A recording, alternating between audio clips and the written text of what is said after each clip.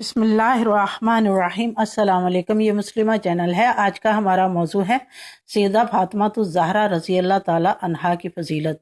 نحمدہ و نصلی علی رسولہ الکریم، اما بعد، فاعوذ باللہ من الشیطان الرجیم، بسم اللہ الرحمن الرحیم۔ رب اشرح لی صدری ویسر لی امری واحلل عقدۃ من لسانی یفقہوا قولی۔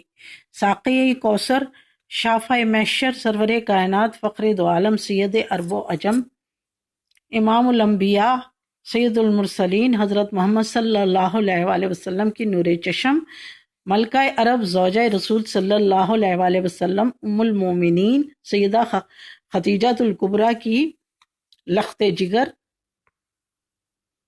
فاتح خیبر، شیر خدا، سیدنا حضرت علی کی زوجہ محترمہ، حسنین کریمین کی مادر گرامی، سیدۃ النساء حضرت فاطمہ الزہرا رضی اللہ تعالی عنہا، پیغمبر رحمت صلی اللہ علیہ وآلہ وسلم کی سب سے چھوٹی صاحبزادی ہیں۔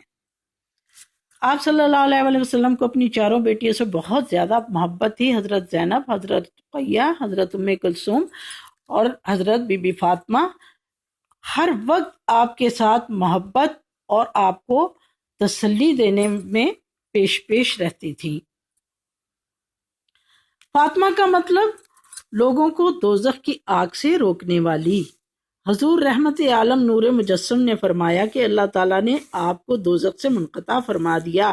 زہرا کا مطلب کلی ہے۔ سیدہ کا تعلق ذات رسول صلی اللہ علیہ وآلہ وسلم سے ایسے ہے جیسے کلی کا تعلق پھول سے ہوتا ہے، اس لیے آپ کو زہرا مصطفیٰ صلی اللہ علیہ وآلہ وسلم بھی کہا جاتا ہے۔ زہرا کا مطلب بہت زیادہ نورانی کے بھی ہیں اور جنت کا پھول بھی ہیں۔ اعلان نبوت سے 5 سال پہلے، جبکہ اکثر کا قول ہے کہ بعثت نبوی کے 1 سال بعد میں پیدا ہوئیں۔ آپ ہر تکلیف، ہر مصیبت، ہر آزمائش، ہر اذیت میں آپ صلی اللہ علیہ وآلہ وسلم کے ساتھ رہیں۔ اعلان نبوت پر جب آپ صلی اللہ علیہ وآلہ وسلم کو کفار مکہ نے ابو جہل کے اکسانے پر ایک مرتبہ نماز کی حالت میں سجدے میں آپ صلی اللہ علیہ وآلہ وسلم پر اونٹ کی اوجڑی رکھ دی، تو سیدہ کو جب خبر پہنچی تو دوڑی ہوئی آئی اور اوجڑی اٹھائی، اور اکثر اپنی دوسری بہنوں کے ساتھ مل کر آپ صلی اللہ علیہ وآلہ وسلم کو تسلی دیتی رہتی۔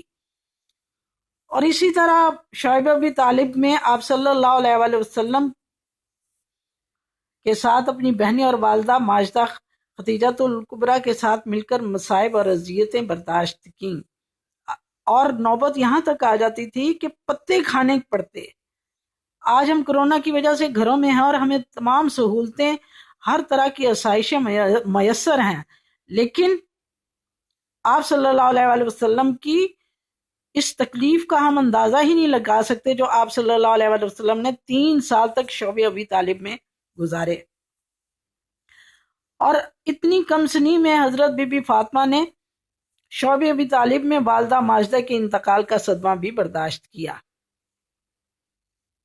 آپ صلی اللہ علیہ وآلہ وسلم اپنی پیاری بیٹی سے بہت زیادہ محبت کرتے تھے، اور ہجرت کے دوسرے سال صفر المظفر میں، جبکہ ہم صفر کے مہینے کو پتہ نہیں کیا کیا کہتے ہیں، لیکن آپ صلی اللہ علیہ وآلہ وسلم کی سب سے چھوٹی صاحبزادی حضرت بی بی فاطمہ کا نکاح حضرت علی سے صفر کے مہینے میں ہوا، اور آپ صلی اللہ علیہ وسلم نے فرمایا کہ میں نے تمہارا نکاح اہل بیت کے بہترین مرد سے کر دیا ہے۔ پھر انہیں دعائیں دی۔ پیاری لخت جگر کو بان کی چارپائی، چمڑے کا گدا جس میں روئی کی بجائے کھجور کے خشک پتے تھے، 2 مٹی کے گھڑے اور 1 مشک اور 2 چکیاں دی جو ساری زندگی آپ کے ساتھ رہیں۔ پانی بھرتے ہوئے مشک کے نشان جسم پر اور چکی پیستے ہوئے ہاتھوں پر چھالے پڑ گئے۔ جب مسلمانوں کے حالات کچھ بہتر ہوئے تو حضرت علی کے کہنے پر لاڈلی بیٹی نے سرور کائنات سے کنیز کا تقاضا کیا، تو کنیز کی بجائے سید عرب و عجم باپ نے بیٹی کو وہ تحفہ دیا جو اس سے پہلے اور قیامت تک کسی باپ نے نہیں دیا۔ اپنی بیٹی کو سبحان اللہ 33 بار، الحمدللہ 33 بار، اللہ اکبر 34 بار کی نصیحت فرمائی، جو تسبیح فاطمہ کے نام سے مشہور ہے، اور ہم بھی اگر ہر فرض نماز کے بعد پڑھیں تو یہ تھکن کا لاجواب علاج ہے، اور یہ امت کی خواتین کے لیے تحفہ صدقہ بطول ہے۔ رحمت عالم صلی اللہ علیہ وآلہ وسلم کو شہزادی کونین سے بہت زیادہ محبت تھی۔ جب سفر پر تشریف لا جاتے تو سب سے آخر میں، اور جب سفر سے واپسی پر مسجد میں 2 نفل ادا فرما کر سب سے پہلے سیدہ زہرا کے ہاں تشریف لے جاتے۔ عام دنوں میں روزانہ پیاری بیٹی سے ملنے جاتے، چونکہ فاصلہ زیادہ تھا اس لیے دشواری پیش آتی۔ ایک دن صحابی حضرت حارثہ بن نعمان رضی اللہ تعالیٰ عنہ کے جن کے کئی مکان تھے، ان کو جب آپ صلی اللہ علیہ وآلہ وسلم کی اس تکلیف کا اندازہ ہوا تو اس مکان کی پیشکش کی جو کاشانہ اقدس سے متصل تھا۔ حضرت علی ایک مرتبہ حضور صلی اللہ علیہ وسلم کی خدمت میں حاضر ہوتے ہیں اور پوچھتے ہیں کہ آپ کو سب سے زیادہ کس سے محبت ہے؟ آپ صلی اللہ علیہ وسلم نے فرمایا کہ فاطمہ مجھے سب سے زیادہ محبوب ہے اور علی تم سب سے زیادہ عزیز ہو۔ سیدہ کو اللہ عز و جل نے 5 اولادیں دی، حضرت امام حسن، حضرت امام حسین، حضرت زینب، حضرت ام کلثوم اور حضرت محسن، جو کہ بچپن میں ہی انتقال کر گئے تھے۔ آپ انتہائی سخی تھی۔ ایک مرتبہ حسنین کریمین صحت یابی کی منت مانی، بیمار تھے، ان کی صحت یابی کی 3 دن روزے کی منت مانی۔ پہلے دن افطار کے وقت ایک یتیم آ گیا، دوسرے دن افطار کے وقت ایک مسکین مانگنے آ گیا، تیسرے دن اسیر آ گیا۔ تینوں دن روٹی اٹھا کے ان کو دے دی اور خود پانی سے روزہ افطار کیا۔ قرآن پاک میں سورہ دہر کی آیات میں مدح سرائی کی گئی ہے۔